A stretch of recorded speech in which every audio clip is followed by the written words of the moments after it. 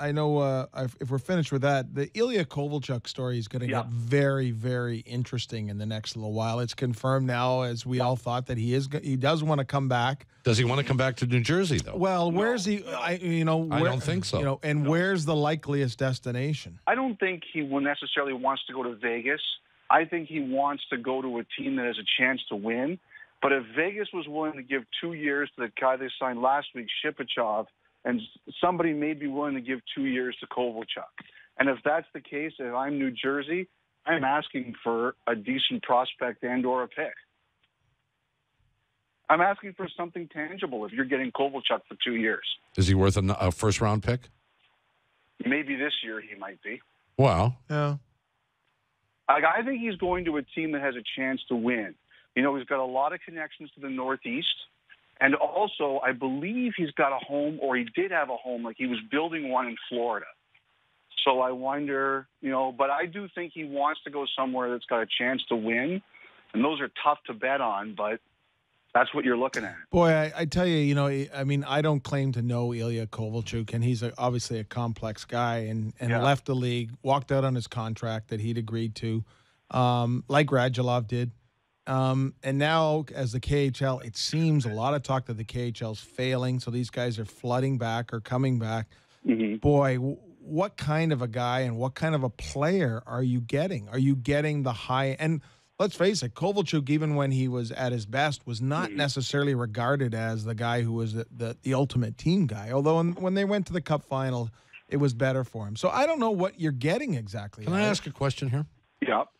So Kovalchuk signed correct me if I'm wrong, about $100 million contract for, 15 years or something. And then Jersey got in all kinds of trouble and had to pay penalties because of it. Yeah. And it was like at the end of the last year of the 15 years, he gets like $1 or something, right? Right, yes. 50 cents. So, yeah, I remember that one. Yep. So now did he retire? That contract was voided. Oh, it was? Yes. Okay, so he It was like magic. They just made it go away. Poof. Yes.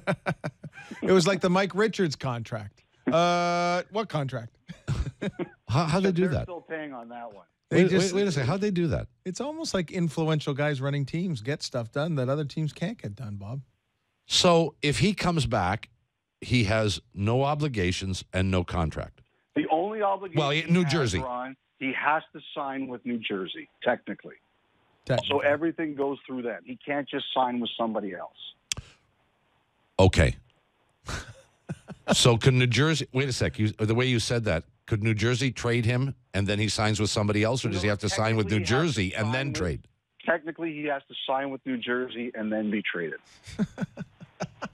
Well, I'm laughing, too. I don't understand any of this. Why isn't he a free agent? Quick. Because you're unrestricted, because you have to be 35 for it to be free, and he's 1 year away from his 35. They got rules for the sake of rules here. Holy mackerel. Like in radio. You're yelling at Elliott again. Yeah, it's not his fault. Yeah.